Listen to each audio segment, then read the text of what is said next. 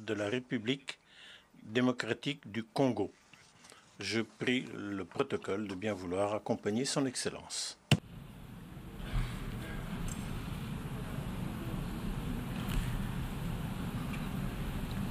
On behalf of the General Assembly, Au nom de l'Assemblée générale, j'ai l'honneur de souhaiter la bienvenue à son Excellence Félix Antoine Tshisekedi Tshilombo, président de la République démocratique du Congo, et je l'invite à s'adresser à l'Assemblée. Excellence, à vous. président de l'Assemblée générale des Nations unies, Excellences, Mesdames et Messieurs les chefs d'État et de gouvernement, Monsieur le secrétaire général des Nations unies, Mesdames et Messieurs les chefs de délégation, la tenue de cette 78e session de l'Assemblée générale des Nations unies m'offre l'opportunité de partager avec les États membres de notre organisation la vision et les préoccupations majeures de mon pays, la République démocratique du Congo, face aux enjeux de l'heure dans le monde. Cependant, en avant-propos, je voudrais féliciter son Excellence M. Denis Francis pour son élection à la présidence de notre auguste Assemblée et rassurer l'ensemble des membres de son bureau du soutien de mon pays dans l'accomplissement de la noble mission leur confiée par notre institution. Je m'en voudrais si je ne remerciais pas le président sortant, M. Saba Korosi, pour son leadership clairvoyant et son dévouement qui ont contribué à faire avancer les débats et à trouver des solutions concertées. Mes remerciements s'adressent également à M. Antonio Guterres, secrétaire général des Nations unies, pour son engagement actif et permanent en faveur de la paix et la sécurité internationale. Monsieur le Président, pendant que se tient ici à New York cette session, le peuple marocain n'a pas encore fini de pleurer ses victimes ni guéri ses plaies par suite des puissants tremblements de terre survenus dans la nuit de vendredi 8 au samedi 9 septembre en cours, causant la mort de plus de 3000 Marocains, en blessant au moins 5000 et détruisant plusieurs villes et localités du royaume. De même, les Libyens ne sont pas encore sortis des traumatismes des inondations qui ont ôté la vie à plus de 20 000 personnes et provoqué d'énormes dégâts matériels le dimanche 10 de ce même mois. Le peuple congolais salue la mobilisation de la communauté internationale pour secourir ces peuples frères du Royaume du Maroc et de la Libye. Il leur exprime toute sa compassion et sa solidarité et souhaite une prompte guérison à tous les blessés de ces deux calamités naturelles. Monsieur le Président, au-delà de déplorer ces calamités naturelles, l'actuelle session de l'Assemblée générale se tient à une période exceptionnelle de notre histoire où le monde est confronté à des situations graves qui menacent l'existence même de la nature humaine. À la guerre en Ukraine, qui entraîne la crise alimentaire, marquée par une flambée des prix et une pénurie de denrées de première nécessité, s'ajoute l'aggravation des effets du réchauffement climatique, des conflits armés qui continuent à faire rage ci et là. Ces crises qui se renforcent mutuellement mettent au défi le système multilatéral et la coopération internationale. Or, maintenir la paix et la sécurité internationale, garantir la justice et les droits humains, favoriser le progrès social, instaurer les meilleures conditions de vie, sont en effet des vœux unanimes et intemporels de tous les peuples du monde qui doivent par conséquent demeurer au centre de notre action collective suivant une approche réellement multilatérale et inclusive.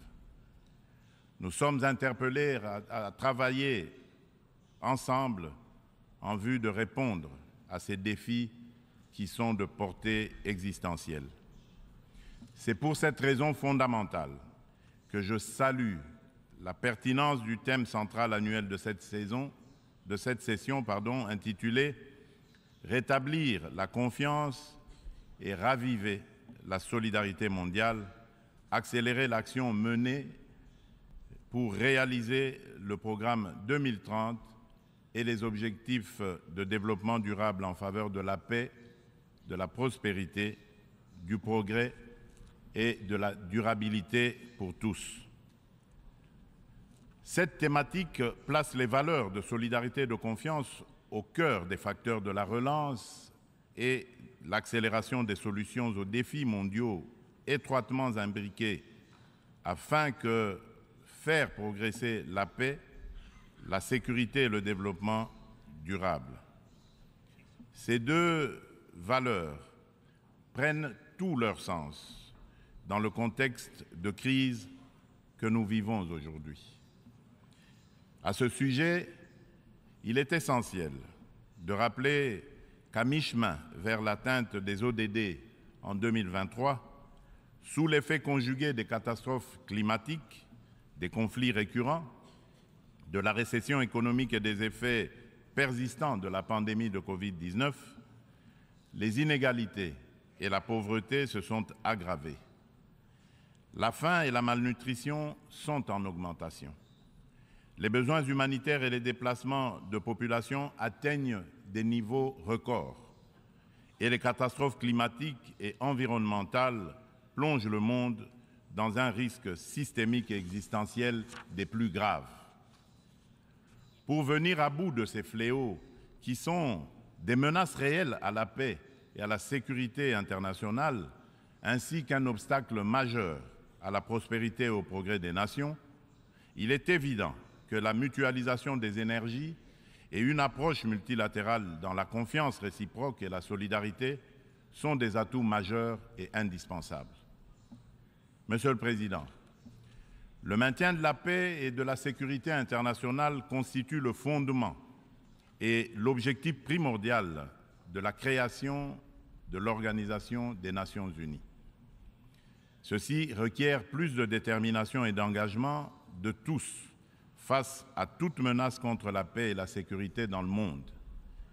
Les peuples africains ne comprennent pas souvent l'attitude équivoque, la politique de 2 poids, 2 mesures, les ambiguïtés et atermoiements de notre organisation, plus particulièrement de son Conseil de sécurité, dans certaines crises politiques et sécuritaires qui sévissent en Afrique, parfois depuis plusieurs décennies.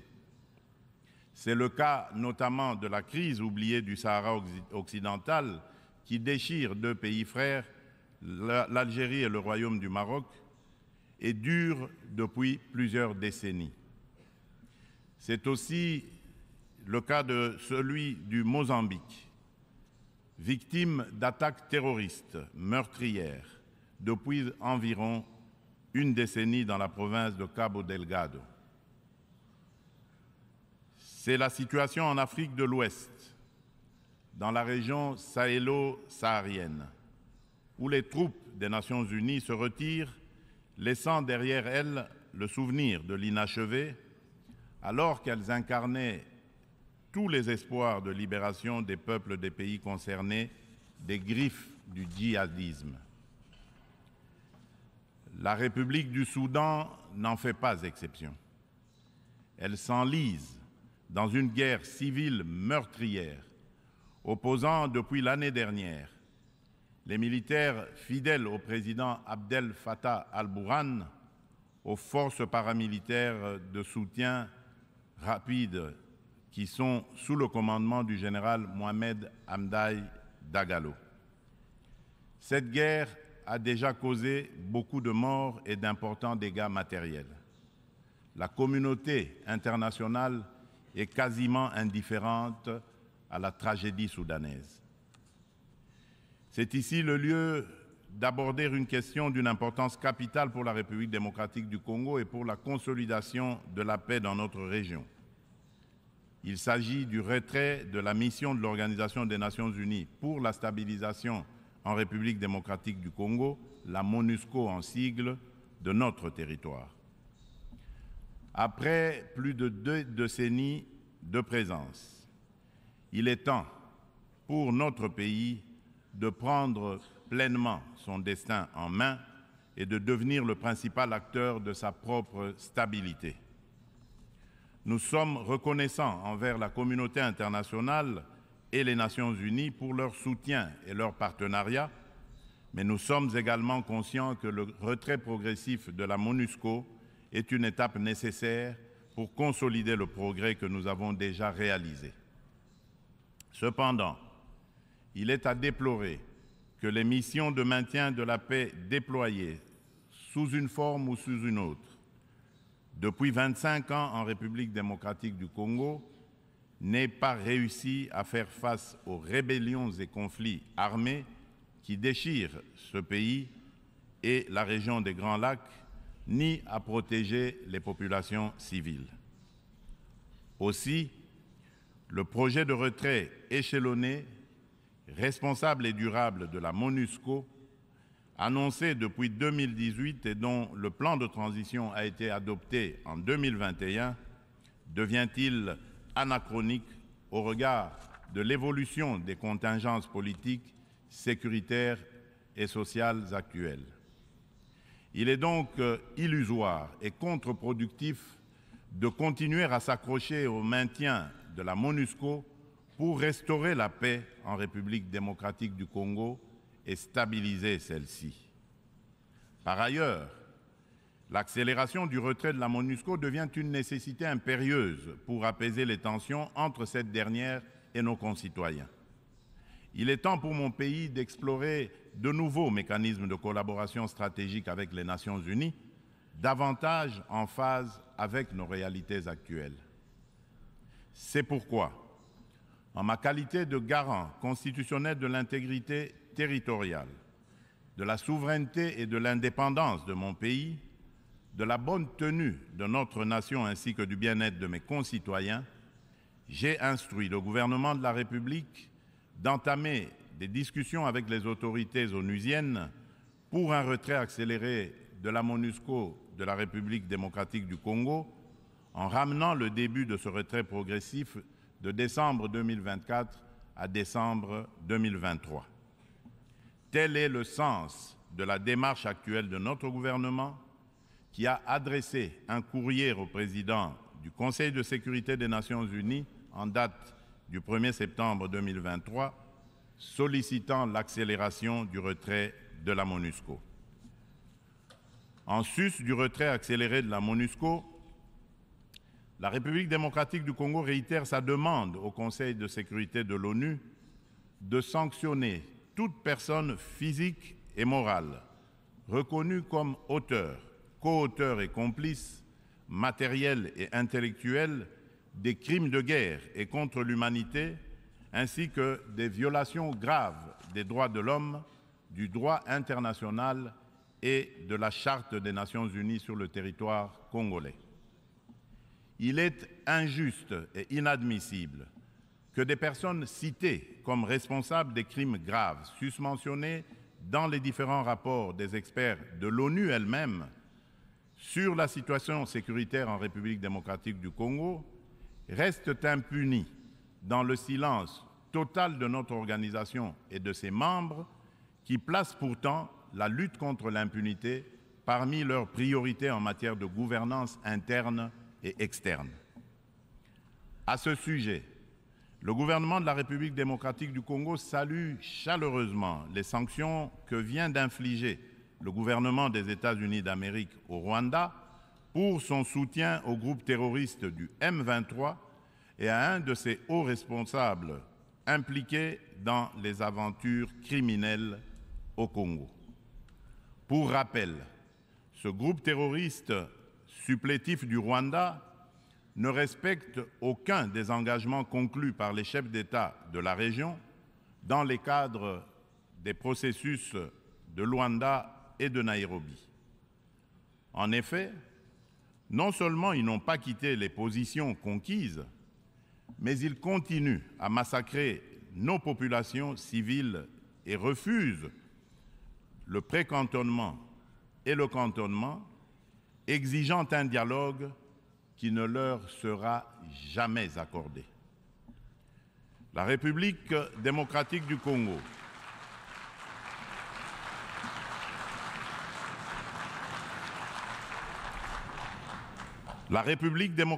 du Congo espère que les autres États suivront ce bon exemple montré par les États-Unis d'Amérique de soutien à la lutte commune contre l'impunité et au triomphe des idéaux de justice et de solidarité entre les peuples.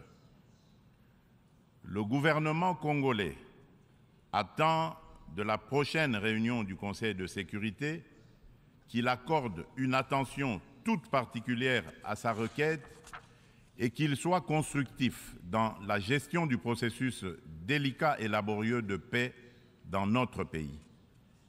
Monsieur le Président, un autre défi qui préoccupe au plus haut point toutes les nations du monde est celui du réchauffement de notre planète. Point n'est encore besoin de rappeler que l'augmentation de la température depuis quelques décennies affecte la vie de toute l'humanité et nous préoccupe tous. Cependant, force est de relever qu'en dépit des proclamations de foi des pollueurs en faveur de l'arrêt de l'émission des gaz à effet de serre, de multitudes de forats organisés à travers le monde pour combattre ce fléau, dont les 27 COP, conférence des pays membres de la Convention de l'ONU pour la lutte contre les changements climatiques, et de multiples résolutions et recommandations adoptées à ces différentes instances, le réchauffement de la planète est loin de se maintenir à 1,5 degré Celsius. Bien au contraire, à la COP 27 tenue à Sharm el-Sheikh, en Égypte cette année, des inquiétudes se sont manifestées sur une tendance à la hausse de cette température. Ce constat peu rassurant appelle sans doute à la revisitation de nos approches et des politiques adoptées. Dans ce cadre, le sommet africain sur le climat qui vient de se tenir à Nairobi au Kenya, sous la direction conjointe de l'Union africaine et de la République du Kenya, du 4 au 7 septembre dernier, a été une initiative salutaire et très opportune qui traduit la détermination de l'Afrique à participer activement au traitement de cette question vitale et de compter désormais comme un poids lourd incontournable dans la solution du réchauffement planétaire et de l'économie du futur plus verte et responsable. Les Africains sont sortis du sommet avec un cahier de charges commun, contenu dans la déclaration de Nairobi et axé notamment sur la réforme de l'architecture du système financier international pour plus d'équité, la restructuration et l'allègement des dettes de leur pays, la transformation locale de leurs produits et la mise en place d'un régime de taxation de carbone incluant une taxe sur le commerce des combustibles fossiles, ainsi que sur le transport maritime et aérien. Ils ont rappelé également aux riches pollueurs un engagement pris en 2009, mais non encore honoré jusqu'à ce jour, de fournir 100 milliards de dollars américains en financement climatique. La République démocratique du Congo demande aux Nations unies et à l'ensemble de la communauté internationale de prêter une attention particulière aux revendications légitimes de l'Afrique. Dans ce cadre, mon pays appelle à la création d'un marché carbone équitable et des prix incitatifs tout en renforçant l'efficacité des financements climatiques. Il espère une opérationnalisation rapide de l'article 6 de l'accord de Paris et soutient l'idée des partenariats mutuellement bénéfiques entre l'État et les secteurs publics. C'est dans la même logique que la République démocratique du Congo réitère sa disponibilité de coopérer avec tout partenaire, public ou privé, pour mettre en valeur ces minerais stratégiques en vue de la transition écologique et a pris des engagements courageux, notamment ceux de consacrer 30% de la superficie de son territoire national à la préservation de la biodiversité et de déposer une contribution prévue déterminée comportant des mesures d'atténuation axées sur 4 secteurs prioritaires: l'agriculture, les forêts, l'énergie et les transferts de technologies, ainsi que des mesures d'adaptation. Monsieur le Président, le multilatéralisme et le respect d'un système mondial fondé sur des règles ont soutenu la paix, la sécurité, la santé et la prospérité dans de vastes parties du monde depuis 78 ans. Les Nations Unies incarnent ces principes et restent un acteur indispensable pour faire face aux menaces existentielles contemporaines, qu'il s'agisse de la crise alimentaire actuelle, du changement climatique, du terrorisme, ainsi que des pandémies et de la prolifération nucléaire. Aucune de ces menaces mondiales critiques ne peut être résolue par des nations agissant seules, aussi puissantes soient-elles. Tout cela exige une coopération multilatérale. Pour conserver la confiance de la communauté internationale, l'Organisation des Nations Unies doit montrer qu'elle est capable de s'adapter au temps présent et de relever avec efficacité et responsabilité les défis d'aujourd'hui. Aussi, pour donner un nouveau départ au multilatéralisme, la réforme de la Charte des Nations Unies sur les points clés, Conseil de sécurité, veto, chapitre 7, recours à la force, est-elle indispensable, mais ne serait pas suffisante. Les chantiers ne manquent pas. La coordination et la coopération entre les différentes institutions et agences des Nations Unies sont imparfaites. Des problèmes globaux sont abordés plusieurs fois dans différentes enceintes, sous des angles différents, de façon contradictoire. D'autres ne le sont jamais, nulle part. Chaque bureaucratie internationale entend persévérer dans son être. À ce sujet, la demande pressante et incessante de mon pays et de l'Afrique tout entière est d'élargir le Conseil de sécurité des Nations Unies en tant qu'organe pilote et décisionnel de l'ONU, afin de pouvoir intégrer en son sein 2 représentants du continent africain en qualité de membres permanents aux fins de consacrer un équilibre géographique juste et représentatif. D'où la pertinence et la nécessité de réformer notre organisation vieille de 78 ans, qui accuse certaines limites face aux mutations actuelles et à la dynamique internationale, afin de lui donner plus d'inclusivité, aussi bien dans sa composition que dans son processus de prise de décision, qui désormais devra prendre en compte la voix de l'Afrique. Monsieur le Président, avant de clore mon propos, permettez-moi du haut de cette tribune de revenir sur la question des violences faites aux femmes dans le contexte de guerre et des conflits armés. Il n'est un secret pour personne que la République démocratique du Congo est l'un des États africains où les violences sexuelles contre la femme sont les plus déconcertantes, du fait notamment des décennies de conflits armés. Afin de soulager les souffrances des femmes victimes des violences liées au conflit et de réparer, un tant soit peu, le préjudice leur causé, mon pays a mis en place des mécanismes institutionnels spécifiques. Il s'agit notamment du Fonds national de réparation des victimes des violences sexuelles liées au conflit et des victimes des crimes contre la paix et la sécurité de l'humanité, le FONAREV, créé en décembre 2022. Dans le prolongement de ces initiatives de protection et de promotion de la femme, la République démocratique du Congo s'emploie inlassablement à changer le regard des hommes sur les femmes, notamment en bannissant les structures sociétales qui créent des barrières à l'épanouissement de la femme, ainsi que les dynamiques de pouvoir qui sous-tendent les relations hommes-femmes. En effet, les compétences et les ressources données aux femmes ne suffisent pas à elles seules pour changer leurs conditions. Il est indispensable, en plus, de changer les dynamiques sociales au sein des couples, des familles et des communautés. C'est tout le sens du projet de promotion de la masculinité positive que j'avais initié depuis le début de mon mandat à la tête de l'Union africaine.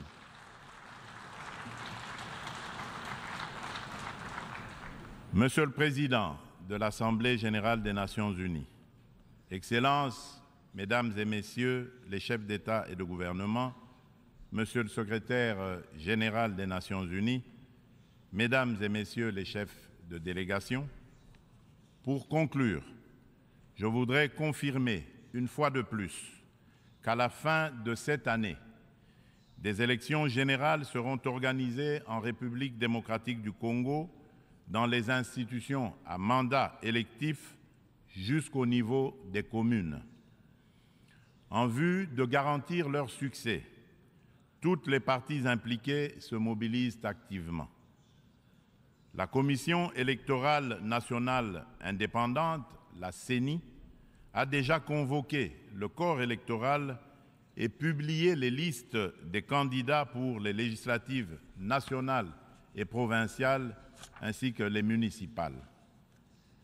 Des dispositions sont prises pour assurer la transparence, l'inclusivité, l'égalité des chances et la crédibilité des prochains scrutins. Des invitations ont déjà été lancées aux institutions internationales et organisations non gouvernementales spécialisées en la matière pour mandater leur mission d'observation électorale afin d'accompagner le processus et d'aider l'État congolais à consolider sa jeune démocratie.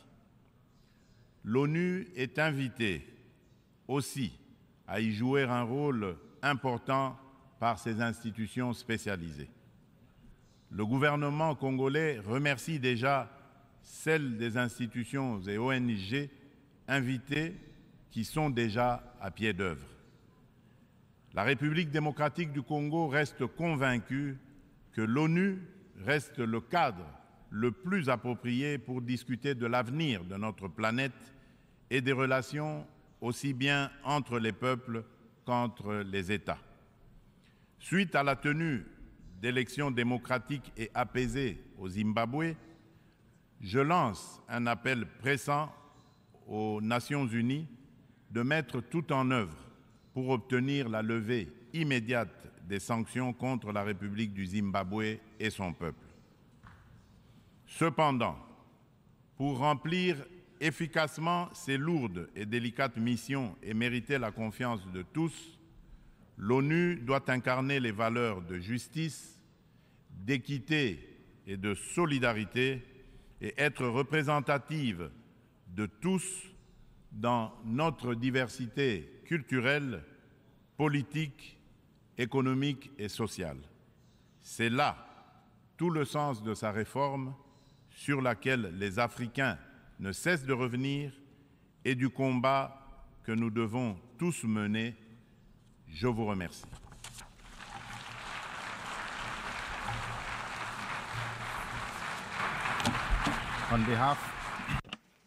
Au nom de l'Assemblée, je tiens à remercier le président de la République démocratique du Congo de l'allocution qu'il vient de prononcer. Je prie le protocole de bien vouloir son Excellence.